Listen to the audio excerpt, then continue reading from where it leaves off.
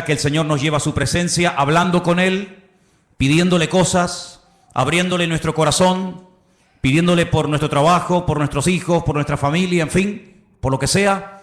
Y que el Señor nunca, en todos los días, en todos los años sirviéndole, todos los años de haberle conocido, que nunca nos dijera ni media palabra. Imagínense lo que sería estar casado con un hombre o con una mujer, que tú le cuentas tus problemas, tus necesidades, cómo te ha ido el día, si has peleado con el jefe de la empresa, si has tenido un problema con el niño, si el niño se cayó, si sacó buenas notas, si aprobó, si estás enfermo o enferma, y que tu cónyuge en todos los años de tu matrimonio, 10, 15, 20, 30 o lo que sea, nunca te dijera absolutamente nada, ni bueno ni malo. Sería una situación tremendamente triste, ¿sí o no? ¿Sí o no?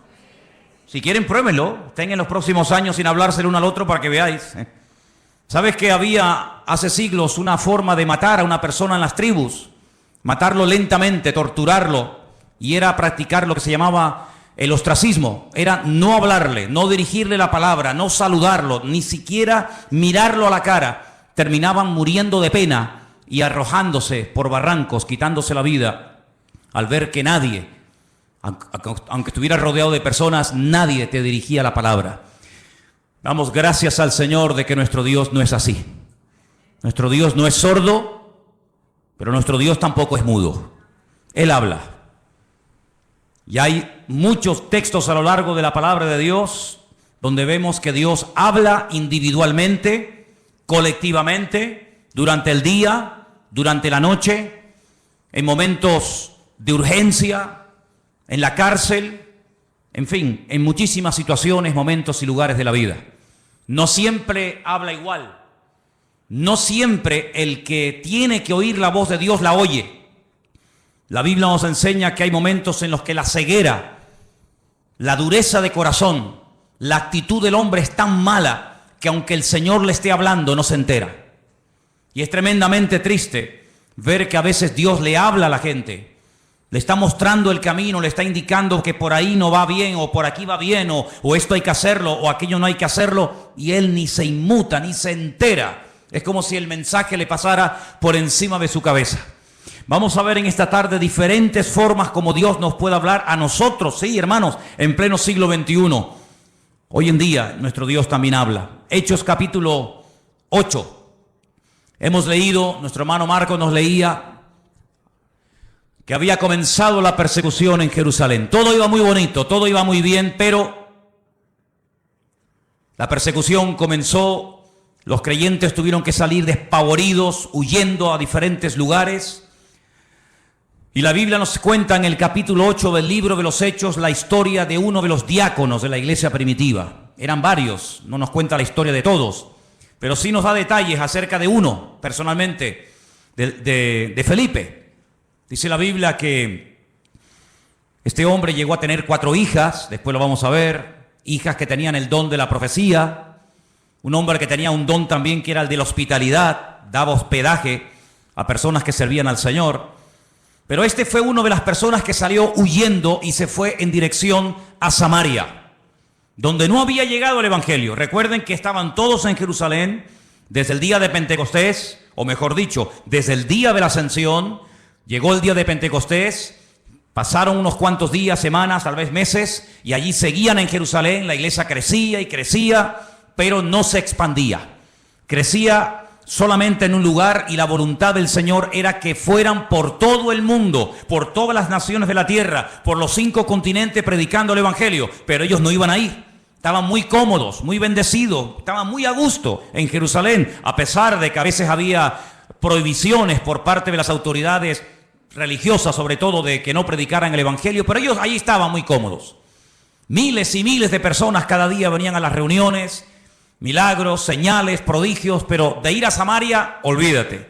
De salir de Israel, olvídate. El Señor tiene que permitir una persecución, y en esa persecución dice que Felipe se va a Samaria, allí predica, las multitudes reciben el Evangelio. Recuerden que el Señor Jesucristo había estado en Samaria, allí le había hablado a la mujer samaritana, ¿os acordáis? Dice la Biblia que los samaritanos le pidieron que se quedara allí con ellos, es decir, que era gente muy receptiva. Pero los discípulos no tenían ninguna intención de llevar el evangelio a Samaria, por muchos motivos.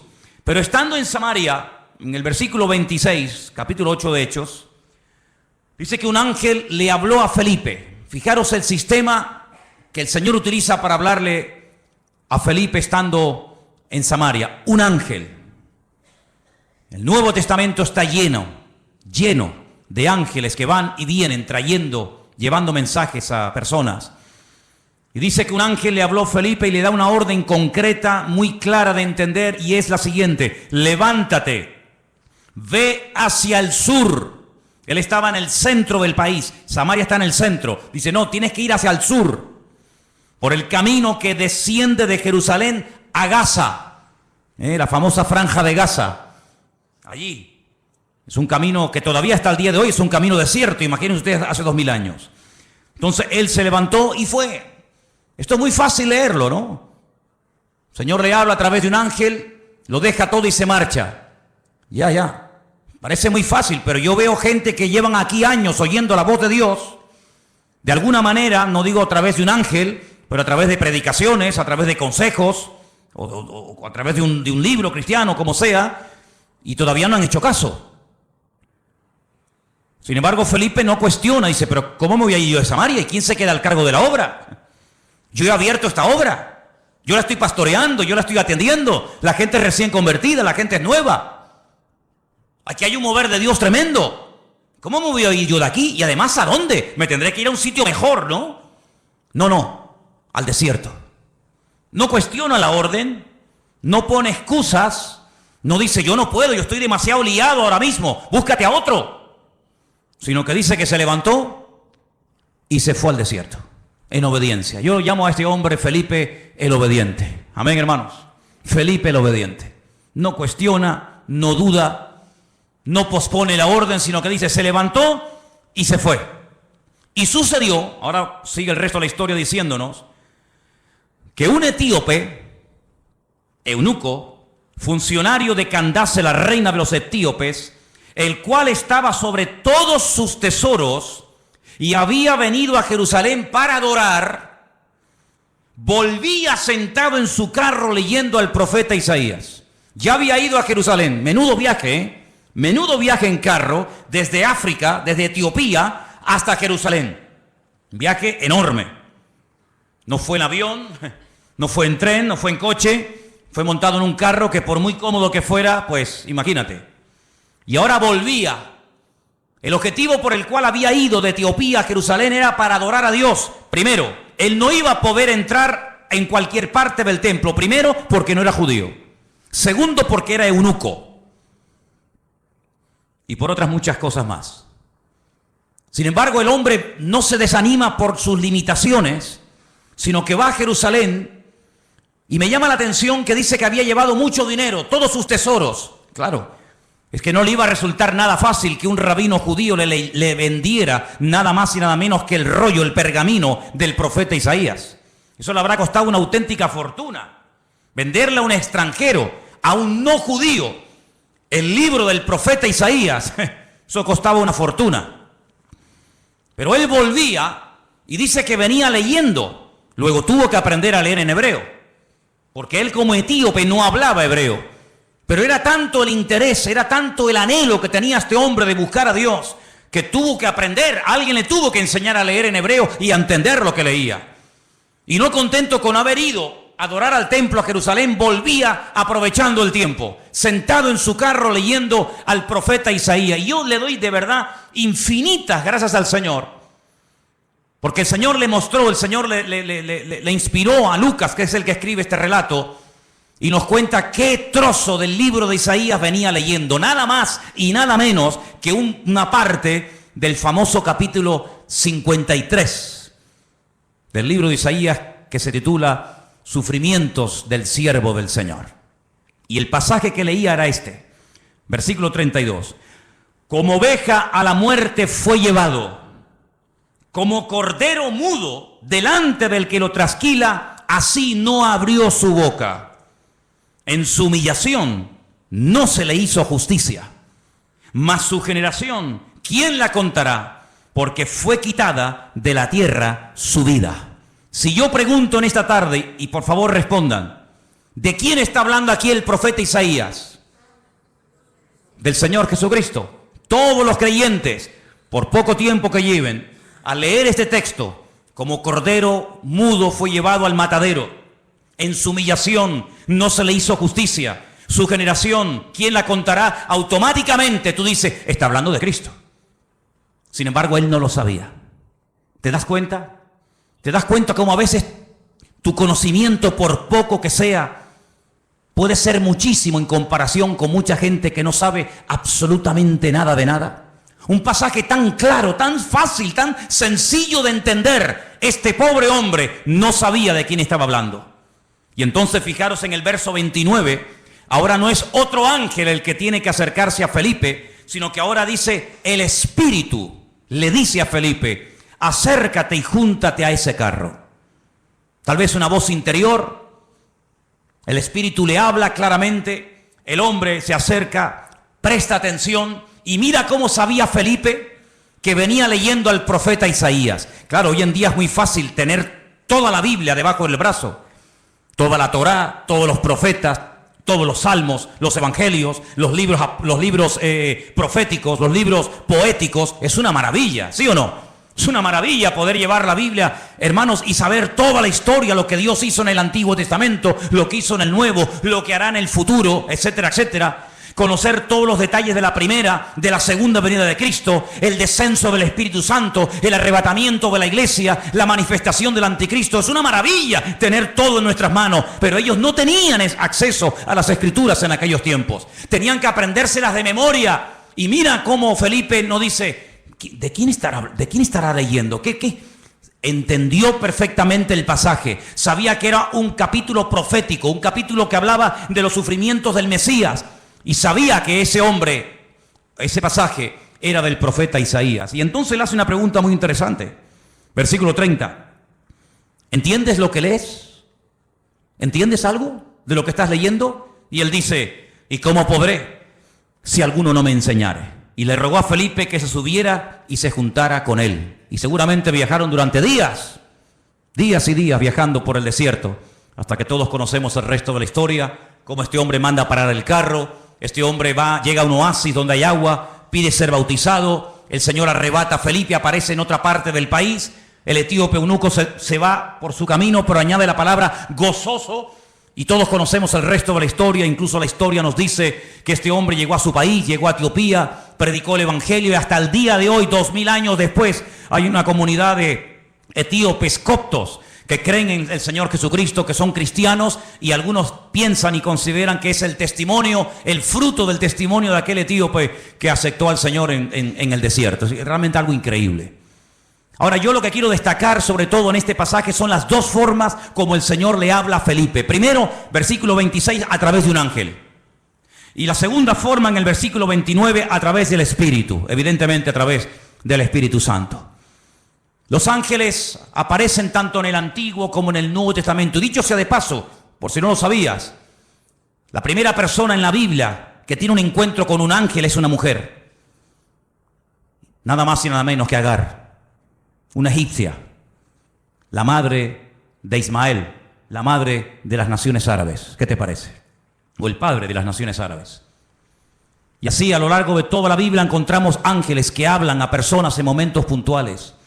Dice la Biblia que algunos a lo largo de la historia dieron hospedaje a ángeles pensando que eran personas, y no se daban cuenta de que aunque comían y hablaban y respiraban y los podías tocar, lo que tenían delante de ellos eran auténticos ángeles. Y si no, miren el caso de Abraham, invitando a comer a ángeles, invitando a comer Lot, el sobrino de Abraham, a ángeles en su propia casa.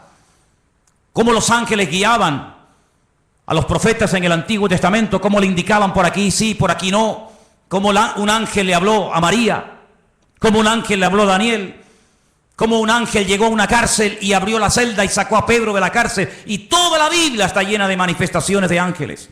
Y dice la Biblia que son espíritus ministradores que están al servicio de los que han heredado la salvación, es decir, a nosotros. ¿Cuántos dicen amén?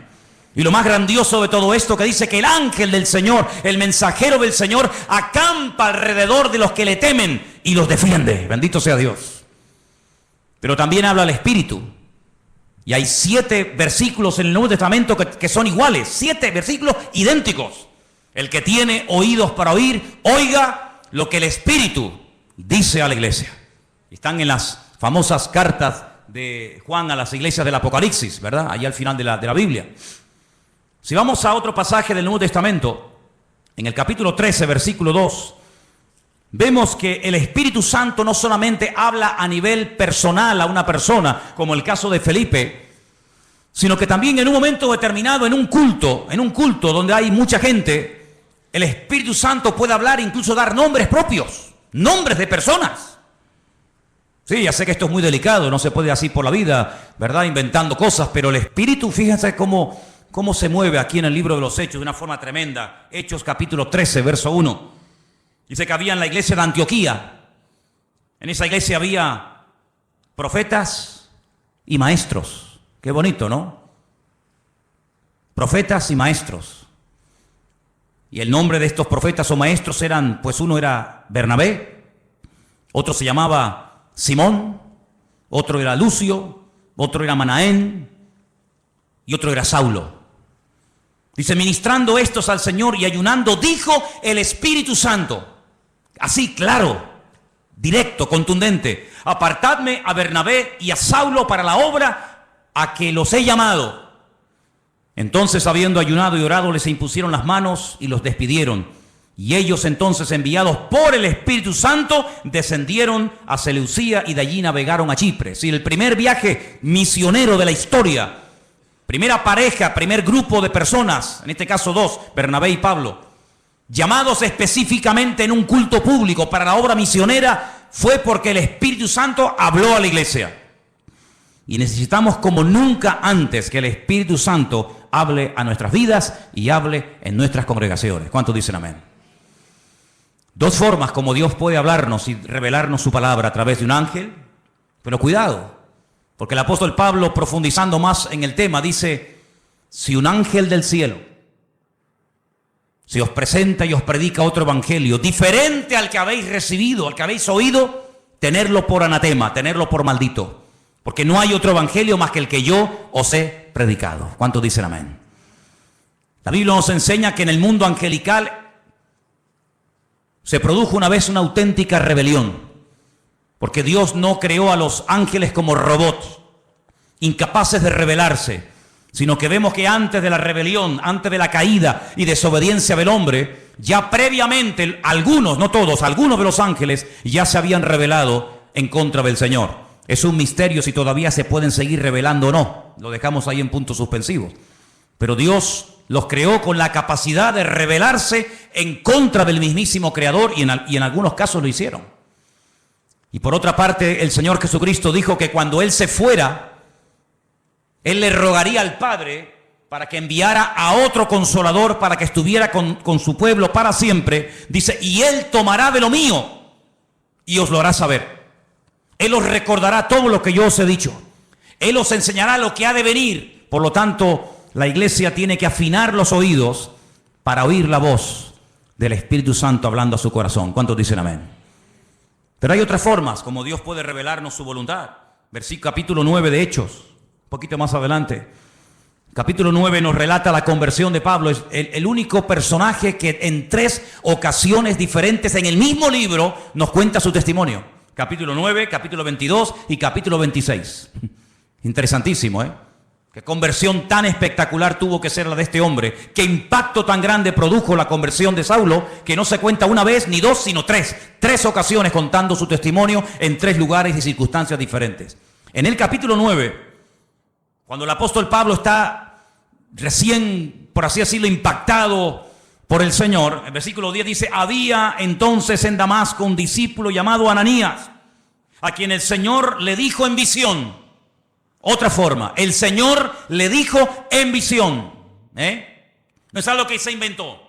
No es algo que él dice, me parece que no. El Señor le habló claramente a través de una visión y le menciona por nombre. Le dice Ananías. Luego la visión no es para Juan, no es para Pedro, no es para Tomás, es para ti, para Ananías. Y él dice, heme aquí, Señor. Y el Señor le dijo, levántate y ve a la calle que se llama Derecha. busca en casa de Judas a uno llamado Saulo de Tarso, porque él está allí orando. Sí, las instrucciones que le da el Señor son tremendas, no hay género de duda. No puede ir a cualquier parte, es a la calle llamada derecha, a una casa cuyo dueño se llama Judas, y tiene que orar por un hombre que se llama Saulo, que además ha nacido en una región, en una colonia romana que se llama Tarso, y que está allí orando. Madre mía, como para equivocarte, hijo. Ha visto en visión a un varón llamado Ananías, que entra y le pone la mano encima para que recobre la vista. Ya Pablo sabía que el que iba a orar por él, el que le iba a ministrar, se llamaba Ananías. Es interesante esto, Podríamos hablar mucho acerca de cómo incluso el que va a recibir oración ya sabe quién va a ir a orar, a imponerle las manos para que recobre la vista. Así que fue una visión lo que el Señor le permite tener a Ananías. Que el Señor sabía que estaba allí, que en cualquier momento podía utilizarlo como instrumento para ir a orar por una persona que a priori Ananías dice, pero Señor, es un peligro, yo me juego la vida si voy a orar por este hombre. Porque dice Ananías, verso 13, Señor, hemos oído de muchos acerca de este hombre. ¿Cuántos males ha hecho a tus santos en Jerusalén? Este hombre es peligroso. Este hombre no se anda con chiquitas. Y aún aquí tiene autoridad de los principales sacerdotes para aprender a todos los que invocan tu nombre. Y el Señor le da instrucciones y lo calma, ¿verdad? Y le dice, tranquilo, porque vas a orar por un hombre que va a ser un instrumento tremendo en mis manos. Este hombre va a llevar mi nombre en presencia de los gentiles y de reyes y de los hijos de Israel. Fíjate qué triple ministerio. Porque yo le mostraré cuánto le es necesario padecer por mi nombre. Medida por medida, como dice el refrán. Él ha hecho padecer a mis santos, yo le haré padecer a él. Así como él hizo padecer a los demás, también él experimentará en carne propia lo que sufre un creyente cuando es perseguido, cuando es calumniado, cuando es encarcelado, cuando es torturado. Así como él lo hizo a los demás, yo permitiré que se lo hagan a él, para que él sepa también lo que sufrieron aquellos que recibieron su justo trato, ¿verdad? Así que ya vamos por tres formas diferentes. Vimos en el verso 26 un ángel, en el verso 29 el Espíritu Santo hablándole a Felipe. Ahora en el capítulo 9 vemos al Señor hablándole a través de una visión a un discípulo llamado Ananías en la ciudad de Antioquía. Si vamos, por ejemplo, al capítulo 17 del libro de los Hechos, versículo 10, fijaros qué interesante esta porción. Hechos capítulo 17, versos 10 y 11. Inmediatamente los hermanos enviaron de noche a Pablo y a Silas hasta Berea.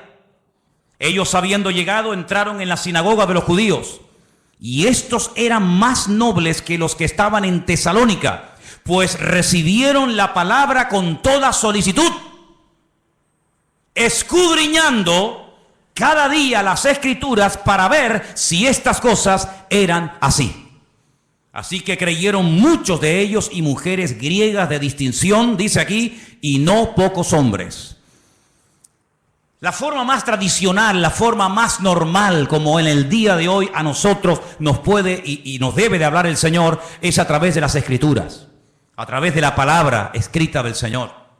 En ella vamos a encontrar las respuestas a todas nuestras preguntas.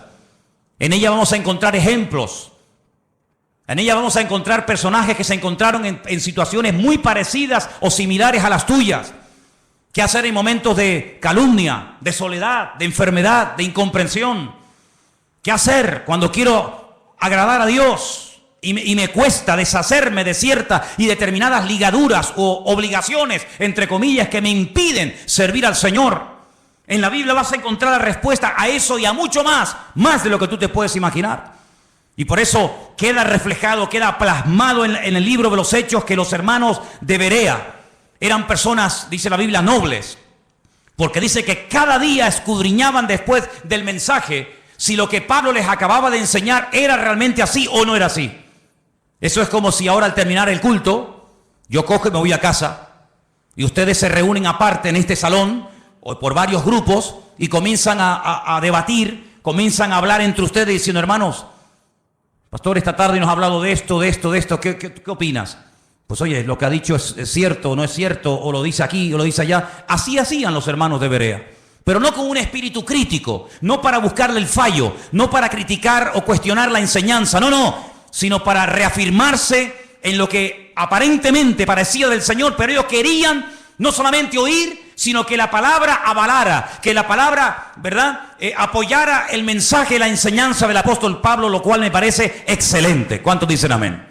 Personas que sabrían, bueno, tú tienes algo que decir, venga, sube, compártenos, predícanos. ¿Has terminado?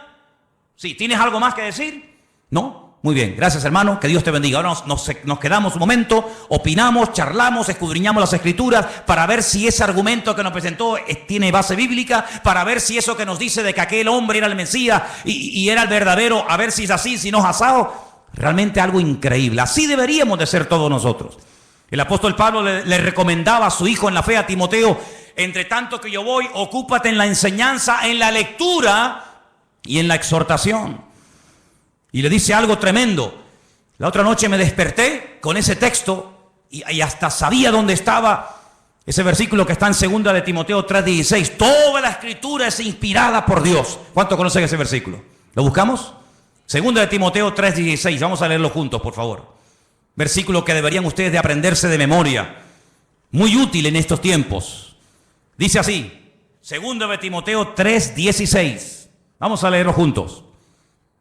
Toda la escritura es inspirada por Dios, útil para enseñar, para redarguir, para corregir, para instruir en justicia, a fin de que el hombre de Dios sea perfecto, enteramente preparado para toda buena obra.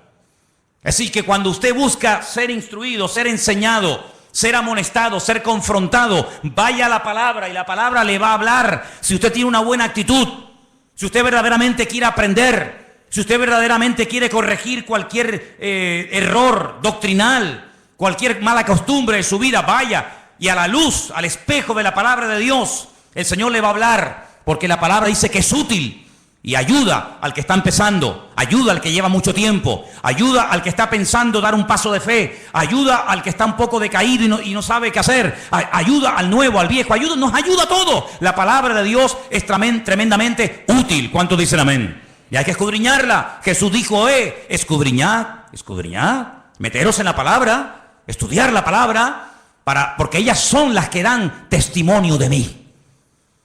Me llama mucho la atención que cuando el Señor Jesucristo resucitó, en una de las apariciones, va caminando por un camino llamado el famoso camino de Maús, y se acerca a dos personas que van desanimadas, van desilusionadas, porque ellos tenían una expectativa, ellos tenían la confianza de que el Señor Jesucristo era el verdadero Mesías, y como no se han cumplido aparentemente sus expectativas, van tristes, cabizbajos, van caminando, debatiendo entre ellos, y de repente se aparece el Señor y se une a la conversación. Permítame leerles en Lucas 24, a partir del versículo 21. Presten atención porque de verdad que es una porción tan interesante, tan edificante. ¿Qué hizo el Señor para levantar el ánimo? ¿Qué hizo el Señor para quitar la tristeza, la desilusión de los corazones de estos dos hombres sinceros que esperaban algo que aparentemente no se cumplió? Veamos. Lucas 24, versículo 21. Nosotros esperábamos que Él era el que había de redimir a Israel. Fíjate qué ilusionados estaban. Por fin ha llegado el Redentor, el Mesías. Esperábamos la redención de Israel. Y ahora, además de todo esto, hoy es ya el tercer día que esto ha acontecido. Parece como que por un momento les pasa por la mente el hecho de que Él había dicho que al tercer día resucitaría. Así que ya van 3 días. No lo hemos visto resucitado. No se cumplió la expectativa que teníamos en Él de que redimiría a Israel de la opresión del yugo romano. Volvería a ser instaurada la monarquía. Un descendiente de la casa del rey David nos traería la libertad. Por lo tanto, todas nuestras ilusiones y nuestros sueños se han venido abajo, se han roto. Versículo 22 dice, aunque también nos han asombrado unas mujeres de entre nosotros, las que antes del día fueron al sepulcro y como no hallaron su cuerpo, vinieron diciendo que también habían visto visión de ángeles, quienes les dijeron que Él vive. Aquí hay algo extraño, porque por una parte son conscientes de que unas mujeres, por lo visto, según cuentan ellas, Él ha resucitado. Pero el argumento que ellos presentan no es un argumento de fe, no es un argumento contundente, sino dice que ellas dicen que ha resucitado porque no encontraron el cuerpo.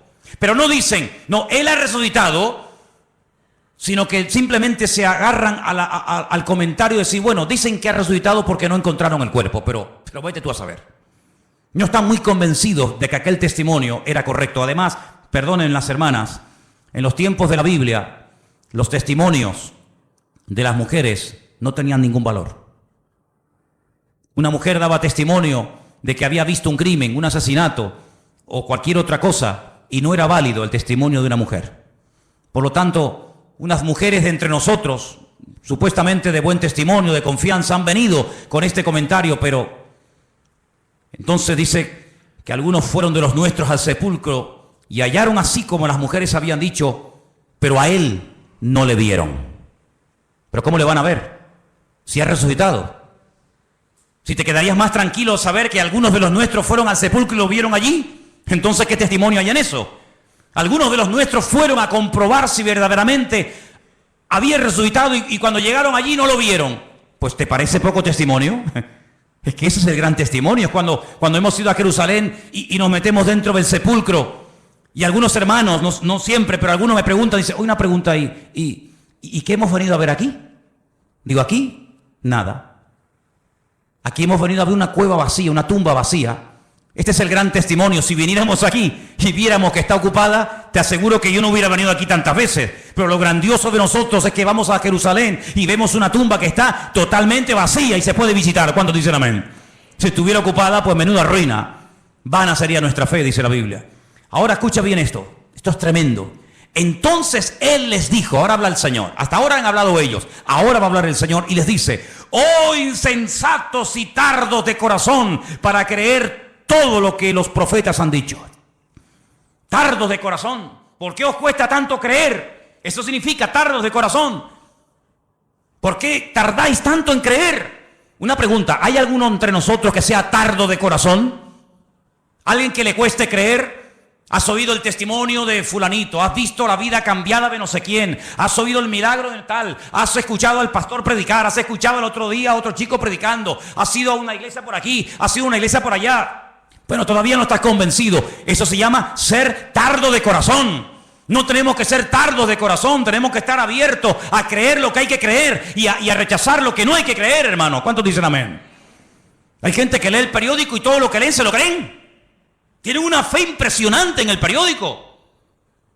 O ven un programa de televisión y se creen todo lo que los que han estado en esa tertulia acaban de decir. Pero después cuando leen la Biblia, la dudan y la cuestionan. O sea, en el periódico no hay que tener fe. Donde hay que tener fe es en la palabra de Dios. ¿Cuántos dicen amén? No, es que el periodista el otro día dijo que no sé qué. Pero bueno, ¿el periodista quién es? ¿Es algún profeta?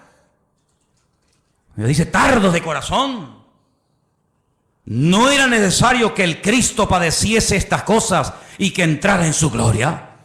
¿Es que acaso ha ocurrido algo por casualidad? ¿Es que se le ha ido de las manos el control al Eterno? ¿No era necesario que ocurriera todo esto? Su muerte, su crucifixión, su rechazo, su resurrección. ¿Era necesario todo esto? Todo ha salido perfecto. Todo ha salido perfecto. Es que Pilato podía haberle librado de la muerte, pero gloria a Dios que no lo libró, aunque suene fuerte, ¿sí o no? Gloria a Dios que no dijo, pues no, yo aquí mando.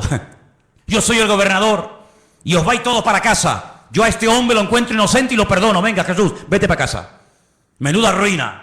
Yo doy gloria a Dios que Pilato, a pesar de que sabía que era un hombre justo e inocente, lo mandó a crucificar. ¿Tú no? Yo me alegro muchísimo de que nada ni nadie pudo librar de la muerte al Señor. Nada ni nadie. Yo le doy gracias al Señor de que aguantó la tentación de no bajarse de la cruz cuando le decían, si eres el Hijo de Dios, bájate y demuéstralo. Él podía haber dicho, pues mira, te lo voy a demostrar, hombre. Ya me tenés hasta las narices. Pero yo doy gracias al Señor de que no se bajó. Yo doy gracias al Señor que se murió y que murió como tenía que morir. Y también doy gracias al Señor Porque todas las profecías que estaban escritas acerca de él se cumplieron perfectamente. Y por eso él les dice, todo esto era necesario. Y comenzando desde Moisés, desde la Torá, el Pentateuco, siguiendo por todos los profetas, Isaías, Jeremías, Habacuc, Sofonías, Abdías, Malaquías, etcétera, etcétera, etcétera, les declaraba en todas las escrituras lo que de él decían. Aquí menciona a Moisés, la Torá, menciona a los profetas y menciona las escrituras. Y con esas tres palabras en hebreo forman la palabra Tanaj. Así se llama el Antiguo Testamento en hebreo, Tanaj, que es la unión de la Torá, de los Neviín y de los Ketubín, de los profetas, de los escritos y de la ley de Moisés, la Torá. Y les abrió los ojos y les mostró cómo a través de las escrituras tenían que creer que lo que había ocurrido no era producto de la casualidad. Y por eso, amados, nosotros tenemos hoy en día una herramienta tremenda. Podemos estar seguros de que Jesús no fue un impostor. Podemos estar plenamente convencidos de que el Nuevo Testamento no es una historia inventada, de que Jesús no es un mito, un personaje histórico, pero que a la hora de la verdad no existió. Nosotros podemos tener la completa seguridad de que la palabra que tenemos en nuestra mano no ha sido ni tergiversada, no se la ha quitado, no se la ha añadido. Es una palabra perfecta. Y el cielo y la tierra podrán pasar, pero su palabra permanecerá por toda la eternidad. La palabra de Dios es la fuente de nuestra fe, es la base, el fundamento de nuestra creencia. Las profecías se cumplieron todas, no faltó ni una por cumplirse. Y no eran producto de la casualidad, sino que todo estaba bajo el control del Señor. Y hoy en día les digo, hermano, que ese Dios que controló la primera venida de Cristo tiene todo bajo su control, y todo lo que está ocurriendo porque Dios así lo está permitiendo. ¿Cuántos dicen amén? Porque ni una hoja de un árbol se cae sin permiso del Señor. Y cuando el Señor esté a punto de venir, y cuando tenga que manifestarse el anticristo, y cuando vengan los dos testigos, y cuando venga la señal de la bestia, y todo eso que hemos estudiado durante años, todo ocurrirá como tiene que ocurrir, porque la palabra de Dios es viva, es eficaz, y es verdadera, y es perfecta, y no se equivoca, y tenemos en nuestra mano el mejor regalo del mundo, la salvación y la palabra del Señor. ¿Cuántos dicen amén? Gloria a Dios por la palabra de Dios. Gloria a Dios, hermanos.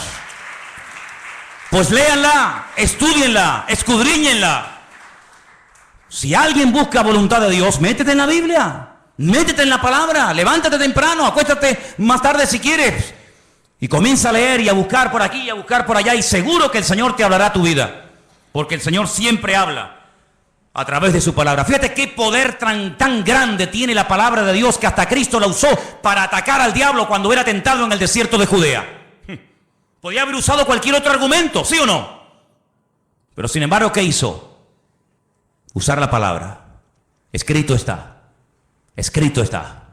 Escrito está.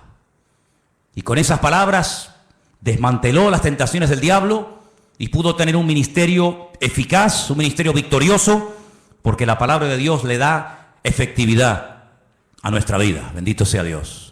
Así que hemos visto cómo los ángeles pueden ser en un momento determinado usados por el Señor para hablarnos. Vemos cómo también el Espíritu Santo puede hablar claramente en la iglesia o a nivel personal. Vemos cómo a través de una visión, a través de la palabra. Capítulo 21 del libro de los Hechos, hay algo muy interesante que aquí se menciona, y aparece un personaje poco conocido,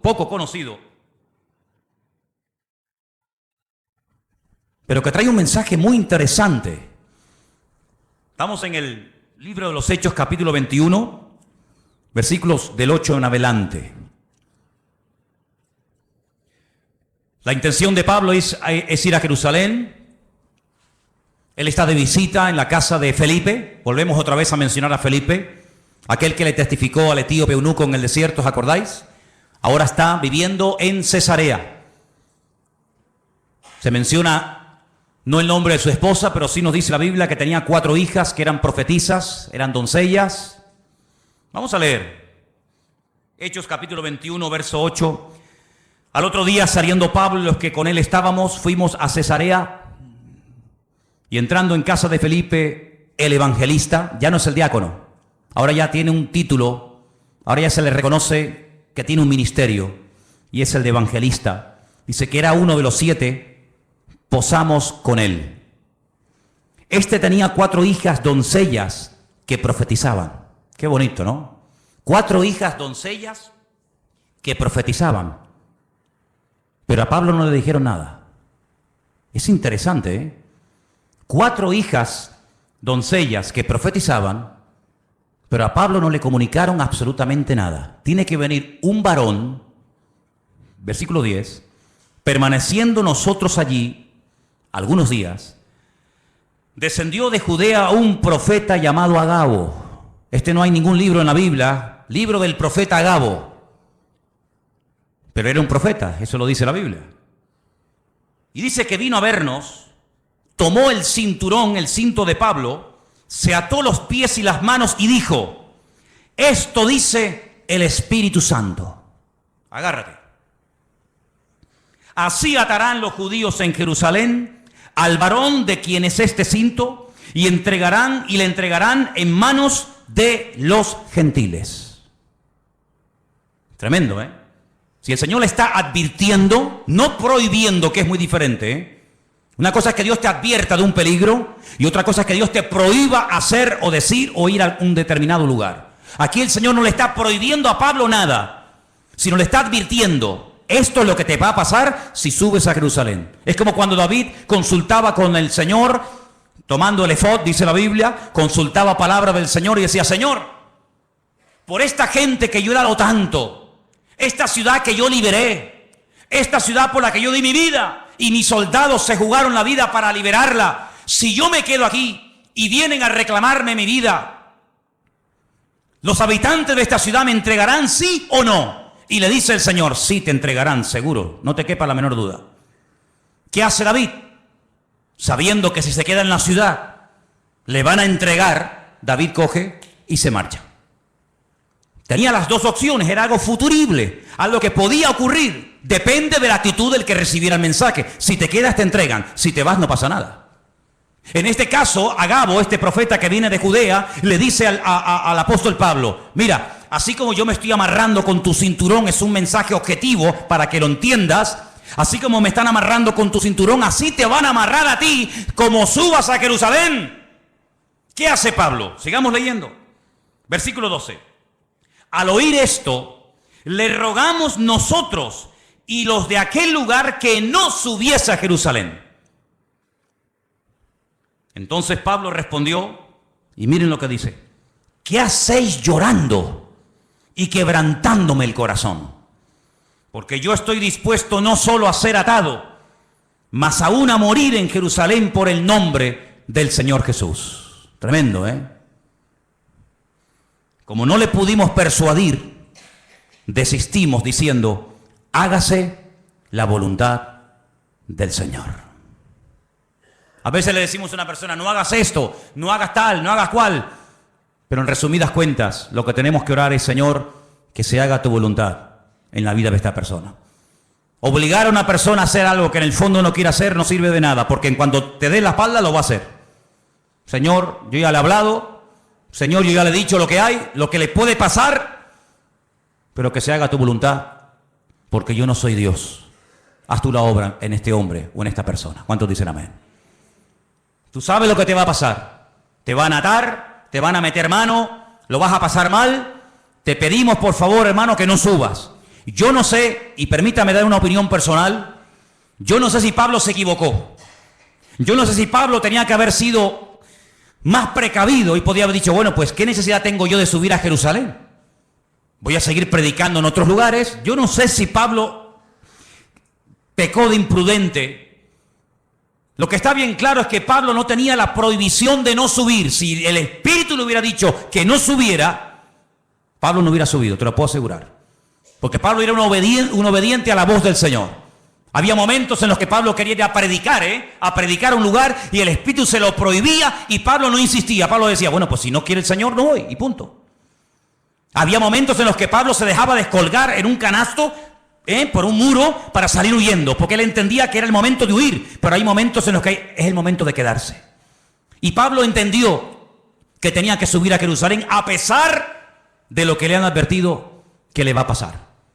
Luego, aquí hay un mensaje profético personal en la vida de Pablo, que Pablo lo tiene en cuenta, Pero por encima de esa palabra profética, por encima de esa palabra de advertencia, diríamos más bien, el apóstol Pablo decide subir y todos conocemos el resto de la historia. La vida de Pablo dio un giro total y absoluto a raíz de esa decisión de subir a Jerusalén.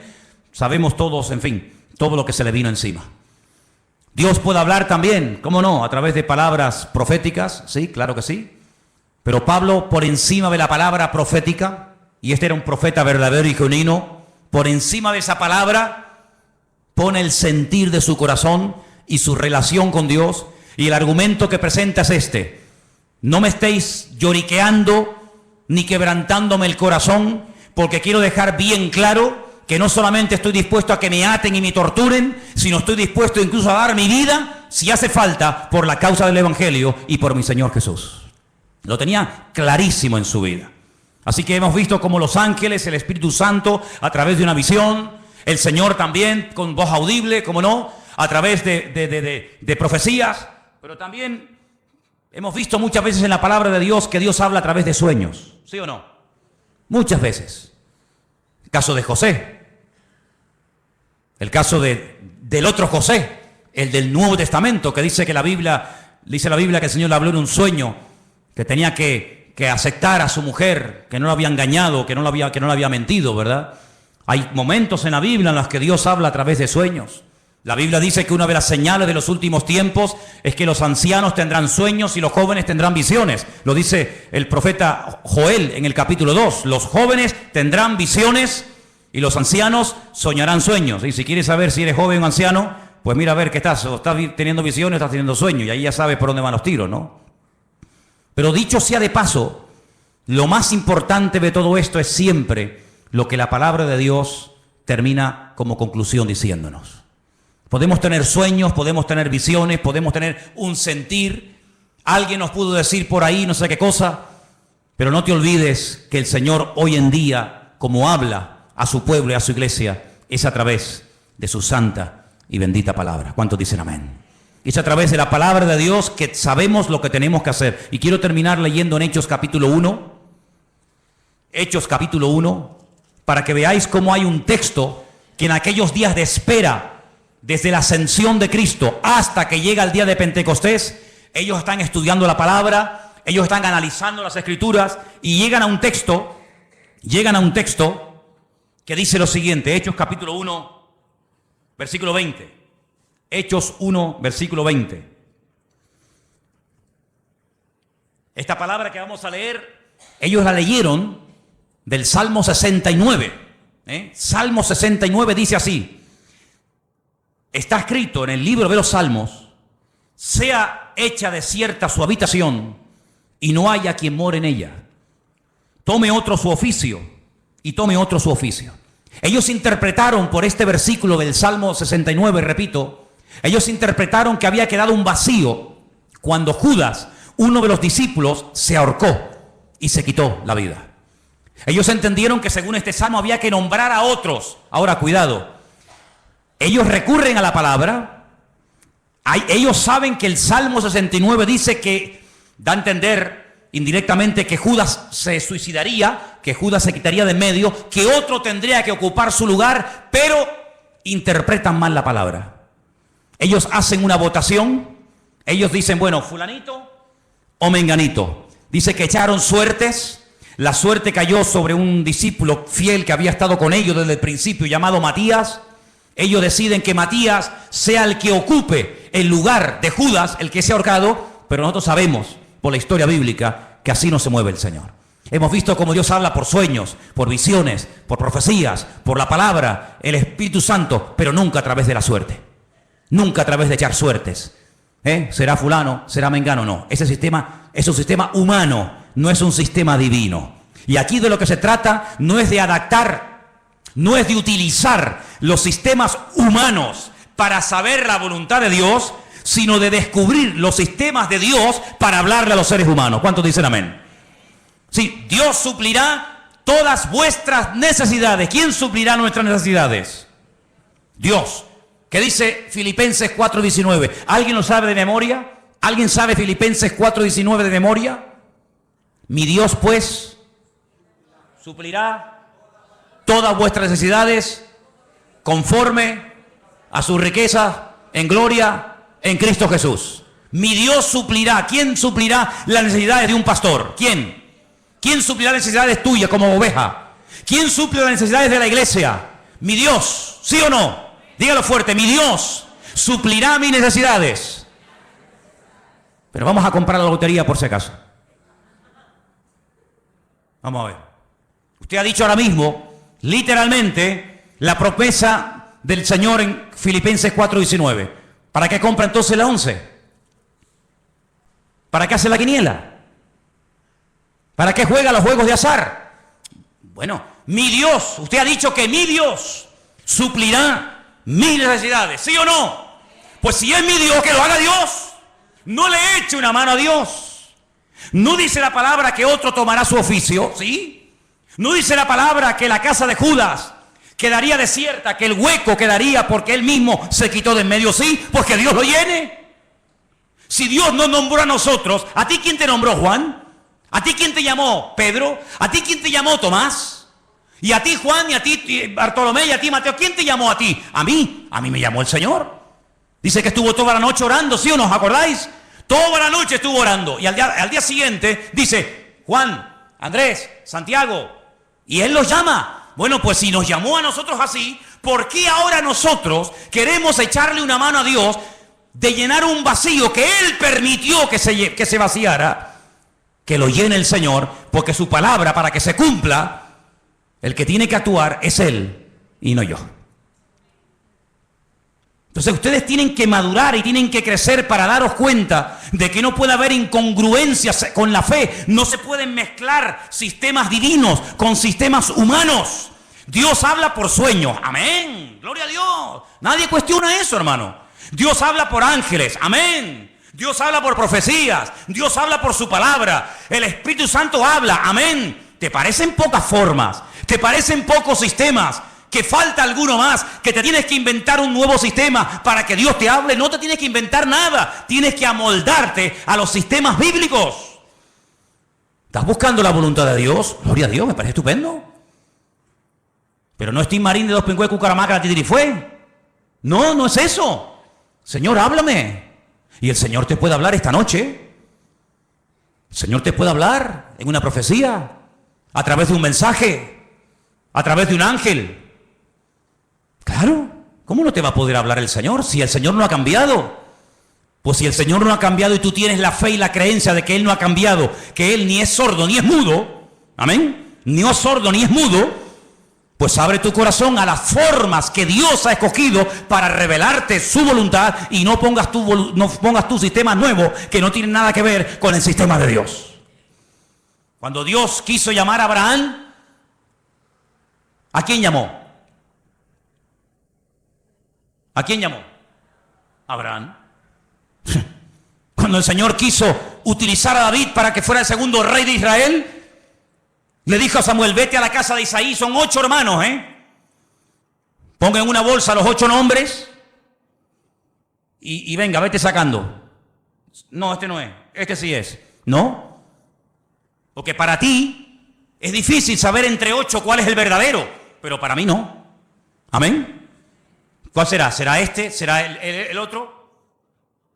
El Señor sabía cómo se iba a llamar el segundo rey de Israel, ¿sí o no? Pues vete y unge a David. Y a ese fue el que ungió el Señor. El Señor sabe dónde vives. El Señor sabe cómo te llamas. El Señor sabe qué número de zapato tienes. Tu DNI lo conoce el Señor, tu ADN, tu grupo sanguíneo.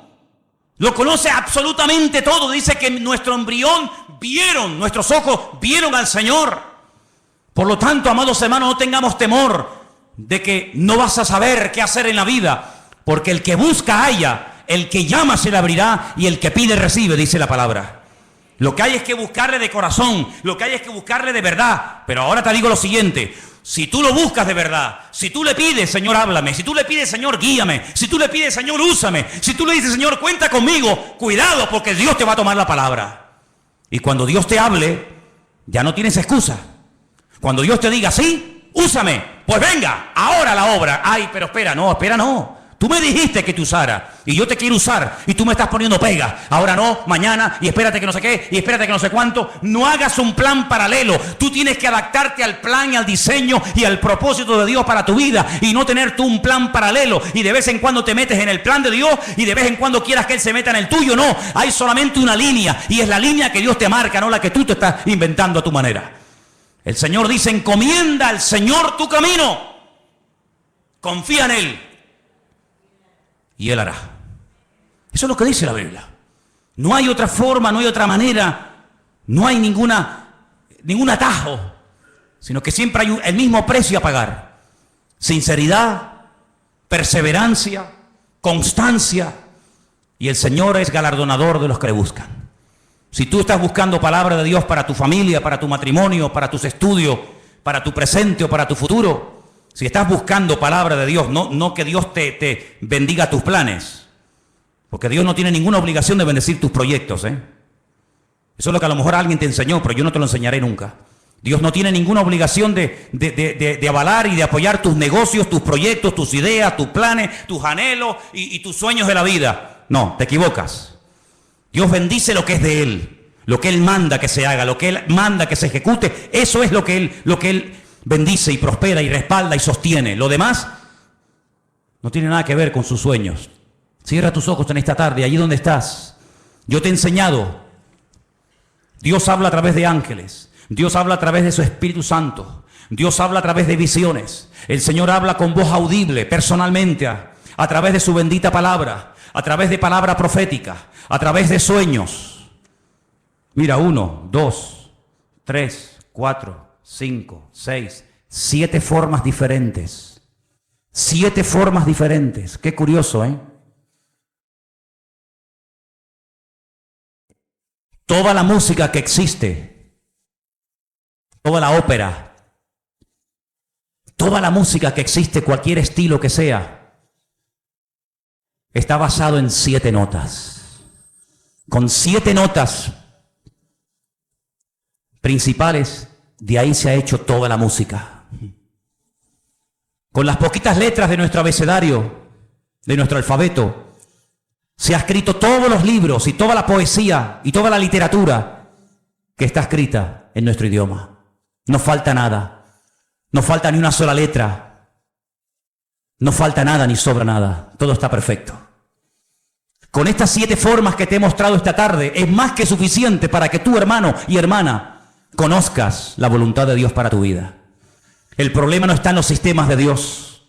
El problema está en los receptores que a veces hacen caso omiso a como Dios está hablando. Pero en esta tarde, Señor, te doy gracias porque tú hablas a través de sueños y de visiones. Te doy gracias porque hablas a través de, Señor, tus siervos que predican tu palabra. Te doy gracias, Señor, porque hablas a través de tu Espíritu Santo y envía a tu pueblo. Y tú también directamente hablas a nuestras vidas, mi Dios. Te doy gracias, Señor, porque tú hablas de tantas y tantas formas y maneras. Ayúdanos a obedecerte, Jesús. Ayúdanos a someternos a tu voz y poder decirte, habla, que tu siervo oye. Señor, habla durante la noche. Habla durante los sueños y el descanso. Habla de día. Habla al joven y al niño. Habla al casado y a la soltera, Señor. Pero no pares de hablar a tu iglesia, Dios. Habla, Señor. Habla, Señor. Quita la cera de nuestros oídos, Señor. Quita los tapones de nuestros oídos para que podamos discernir la voz, el silbo apacible de nuestro Dios en medio de la tormenta de la vida. Habla, Señor, habla, Señor. Sopla, Espíritu Santo, sobre tu pueblo en esta tarde, Dios mío. Renueva, Señor, el anhelo de agradarte, de servirte. Habrá algo más glorioso que servirte a ti. Habrá algo más maravilloso que dedicarte la vida a ti. Bendito sea el nombre del Señor. Bendito sea el nombre del Señor. Los cielos y la tierra están llenas de tu gloria, Señor. Alabado sea, Señor. Si estás buscando la voluntad de Dios para tu vida, si estás buscando servir al Señor de alguna manera, abre tu corazón El más interesado en que le oigas es Él. El más interesado en que hagas su voluntad es Él. Él sí que tiene ganas de hablarte. Él sí que tiene ganas de revelarse a su vida. Él sí que tiene ganas de guiarte y de pastorearte. Él sí que tiene ganas. Él no está sordo ni mudo. Él habla al corazón dispuesto a la vida diligente, al hombre y a la mujer humilde que quieren hacer la voluntad de Dios. Aleluya. Bendito sea tu nombre, Padre. Gracias porque tu palabra es viva, es eficaz. Siempre toca, siempre habla, siempre dije. Lámpara es a mis pies tu palabra